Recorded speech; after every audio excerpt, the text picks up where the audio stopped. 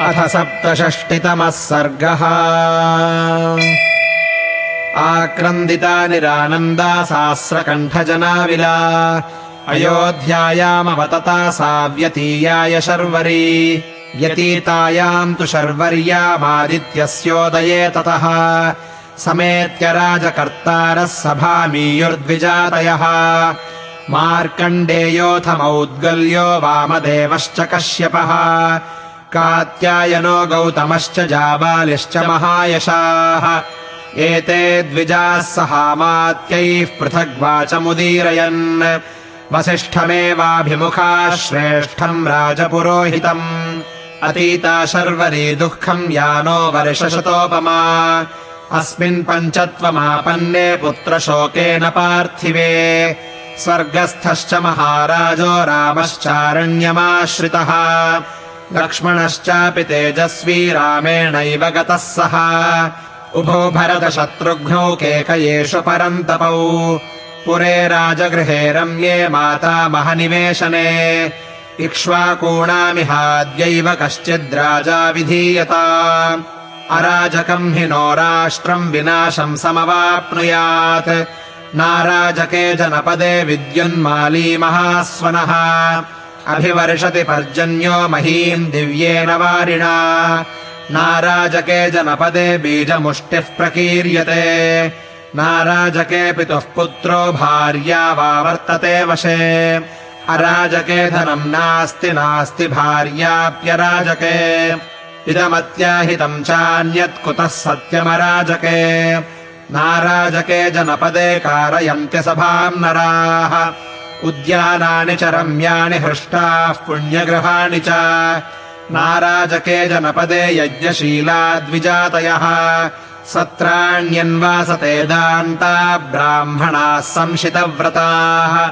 नाराजके जनपदे महायज्ञेषु यज्वनः ब्राह्मणा वसु सम्पूर्णा विसृजन्त्याप्तदक्षिणाः। नाराजके जनपदे प्रहृष्टनटनर्तकाः उत्सवाश्च समाजाश्च वर्धन्ते राष्ट्रवर्धनाः।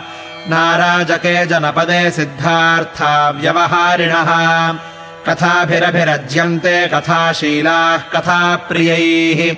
नाराजके जनपदे तूद्यानानि समागताः सायाह्ने क्रीडितुम् यान्ति कुमार्यो हेमभूषिताः। नाराजके जनपदे धनवन्तः सुरक्षिताः शेरते विवृतद्वाराः कृषिगोरक्षजीविनः। नाराजके जनपदे वाहनैः शीघ्रवाहिभिः नरा निर्यान्त्यरण्यानि नारीभिः सह कामिनः। नाराजके जनपदे बद्धघण्टाविषाणिनः अटन्ति राजमार्गेषु कुञ्जराः षष्टिहायनाः। नाराजके जनपदे शरान् सन्ततमस्यताम् श्रूयते तरनिर्घोष इश्वस्त्राणामुपासने। नाराजके जनपदे वणिजो दूरगामिनः गच्छन्ति क्षेममध्वानम् बहुपण्यसमाचिताः। नाराजके जनपदे चरत्येकचरो वशी भावयन्नात्मनात्मानम् यत्र सायम् गृहो मुनिः। नाराजके जनपदे योगक्षेमः प्रवर्तते न चाप्यराजके सेना शत्रून्निषहते युधि। नाराजके जनपदे हृष्टैः परमवाजिभिः नराः संयान्ति सहसा रथैश्च प्रतिमण्डिताः। नाराजके जनपदे नराः शास्त्रविशारदाः संवदन्तोपतिष्ठन्ते वनेषूपवनेषु वा। नाराजके जनपदे माल्यमोदकदक्षिणाः देवताभ्यर्चनार्थाय कल्प्यन्ते नियतैर्जनैः। नाराजके जनपदे चन्दना गुरुरूषिताः राजपुत्रा विराजन्ते वसन्ते इव शाखिनः। यथा ह्यनुदका नद्यो यथा वाप्यतृणम् वनम् अगोपाला यथा गावस्तथा राष्ट्रमराजकम्। ध्वजो रथस्य प्रज्ञानम् धूमो ज्ञानम् विभावसोः तेषाम् यो नो ध्वजो राजा सदेवत्वमितो गतः। नाराजके जनपदे स्वकम् भवति कस्यचित् मत्स्या इव जना नित्यम् भक्षयन्ति परस्परम्।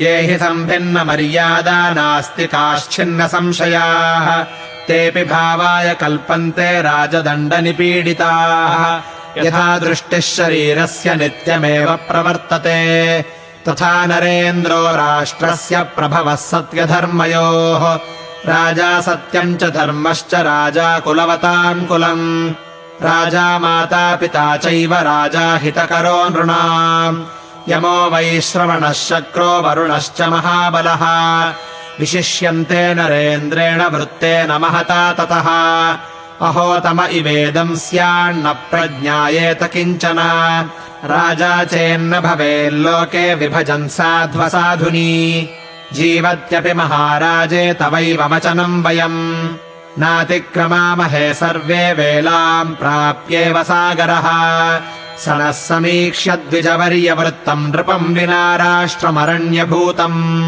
कुमारविक्ष्वाकुसुतम् तथान्यम् त्वमेव राजानमिहाभिषेचय इत्यार्षे श्रीमद् रामायणे वाल्मीकीये आदिकाव्ये अयोध्याकाण्डे 67तमः सर्गः।